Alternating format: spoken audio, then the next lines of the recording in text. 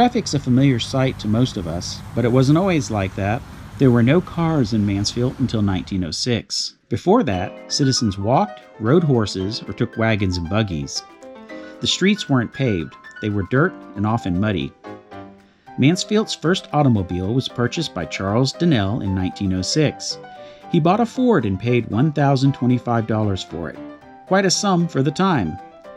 There were several Ford models out that year, like this Model F, but we don't know which model he picked. In 1910, the Ford was sold to J. Grow, a contractor who built some of the historic buildings like the Masonic Lodge and the Betrell House. He was enthusiastic about automobiles and had a repair garage in his lumber yard. It appears that Mr. Grow and his son were not good drivers. They repeatedly rammed the car into trees and ditches. The car was even knocked into a creek once by a train. No one was injured. That Ford held up through it all. From 1906 on, automobiles became more popular. Dr. W.B. McKnight can be seen in this picture with his car.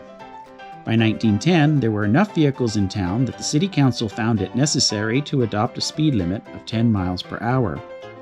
Throughout the 30s, 40s, and 50s, more and more vehicles came to Mansfield.